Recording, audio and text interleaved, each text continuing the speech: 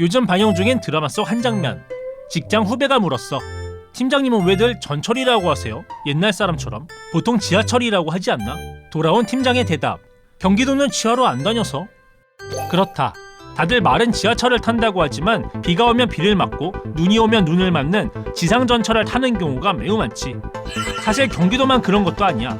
서울을 포함한 수도권 전철 22개 노선 중 100% 지하로만 다니는 노선은 얼마나 될까? 3분의 1인 7개 노선에 불과하지. 특히 전철 1, 2, 4호선과 경의중앙선 등은 지상 구간 비율이 매우 높은 노선이고, 이 정도면 누가 지하철이란 말을 어색해한다 해도 꼭 옛날 사람으로 취급하는 건 좀 무리가 있겠지. 사실 지상 전철을 뭐라 부르든 중요한 건 아니고 주목해야 할 건 지상 전철이 초래하는 숱한 불평과 문제점들이야. 우선 승객 입장에선 폭우나 폭설, 강추위 날씨를 피할 수 없다는 불편이 제일 크지. 한겨울에 승강장에 서 있으면 정말 고통스럽거든. 또 철길 주변에 사는 주민들은 낮이나 밤이나 열차 소음에 시달리고 각종 고압 전선과 선로 설비로 위험에 노출돼 있다는 문제도 있지. 여기 사니까 너무 시끄럽거든요. 소리 때문에 시끄럽거나 아니면 친구랑 대화할 때 약간 잘 안 되는 경우가. 집에 있을 때 뭐 창문을 열고 있거나 많이 방해가 되는 건 사실이고. 무엇보다 철로가 지역사회를 두 동강 내서 육교나 지하도가 아니면 통행이 어렵고, 때문에 철길 옆은 거주 매력이 떨어져서 슬럼화되기 십상이야. 그래서 지상전철을 지하로 옮겨달라는 요구가 십수년 전부터 쏟아졌는데 이렇다 할 힘을 받지 못했어. 그러다가 최근 새 정부와 서울시가 교통 분야의 최우선 정책 과제로 띄우면서 다시 추진에 동력이 붙었지. 윤석열 정부는 110대 국정과제에 지상철도 시설 지하화를 공식 포함시켰어. 윤 대통령은 대선 공약에서 경부선과 경인선, 경원선 등 이른바 1호선 전철 지하화 구상을 밝힌 바 있지. 서울시는 지난 3월 발표한 2040 서울 도시 기본 계획에서 모두 101.2km에 달하는 서울시내 지상철도를 단계적으로 지하화하겠다는 계획을 발표했어. 여기엔 지하철 2, 3, 4, 7호선 지상 구간도 포함돼 있지. 서울시는 이를 통해 단절된 도시 공간을 다시 잇고 철로가 없어진 곳에 주거, 상업, 여가 공간을 조성하겠다는 방침이야. 그런데 여러 현실적 측면에서 지하화 가능성에 우려나 의문이 제기되는 것도 사실이야. 우선 정확한 추산조차 어려운 막대한 공사비 예산을 조달할 수 있느냐의 문제. 서울시가 9년 전 관내 1호선과 2호선으로 좁혀 지하화 사업 예산을 추산해 본 게 38조 원이었어. 이를 서울 전역과 경기 인천으로 확대하고 물가 상승분까지 고려하면 어마어마한 규모가 될 텐데, 정부든 지자체든 과연 이 정도 비용을 쉽게 댈 수 있느냐는 거지.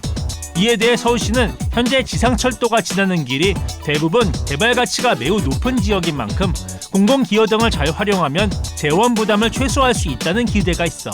다만 일각에선 철로가 지나는 땅 자체가 길고 가느다란 구조여서 개발 효과가 제한적일 거란 진단도 내놓고 있지. 공사비야 어찌어찌 확보한다 해도 건설기술 측면에서 드는 의문도 있어. 서울에서 안양 수원으로 가는 1호선 같은 경우 철로가 많게는 10개 넘게 깔려 있는데 과연 이를 지하로 다 옮길 수 있느냐는 거지. 이에 대해 전문가들은 현재 건설기술로 충분히 가능하다는 설명이야. 이미 GTX 삼성역 등에서 지하에 다선로 철도시설을 건설 중인 사례도 있으니까.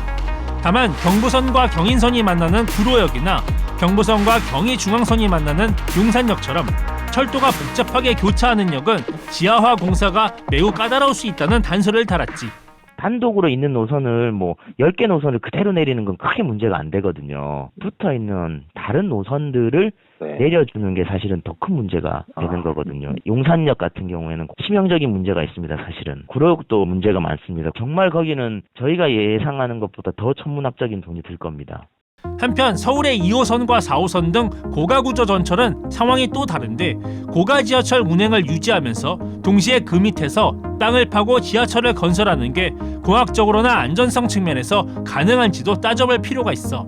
이에 더해 한강을 건너는 철교와 붙어있어 불가피하게 지상 높은 곳에 조성된 역사들, 예를 들어 2호선 당산역, 7호선 뚝섬 유원지역 같은 곳들은 근본적으로 지하화가 가능할지도 짚어볼 포인트야. 과거에 서울에서 지상전철을 지하로 옮긴 사례를 찾자면 경의중앙선 용산 마포 구간이 있어. 지상철로가 있던 곳에 조성된 경의선 숲길은 서울의 대표 휴식 명소이자 중심 상권이 돼 좋은 본보기가 되고 있지. 하지만 이 정도의 짧은 구간이 아닌 서울 전역과 경기 인천의 대형 노선을 지하화하려면 많은 비용과 시간이 들 텐데 과연 그만큼의 편익과 효용이 충분한지에 대한 의문의 시선도 무시할 수 없어. 지하화를 한다고 열차가 더 많이 다니거나 더 많은 승객을 수송하는 효과가 있는 것도 아닌데 차라리 그 돈으로 교통이 불편한 많은 지역에 새 지하철 노선을 놓아주는 게 훨씬 낫지 않겠냐는 목소리도 있는 거지.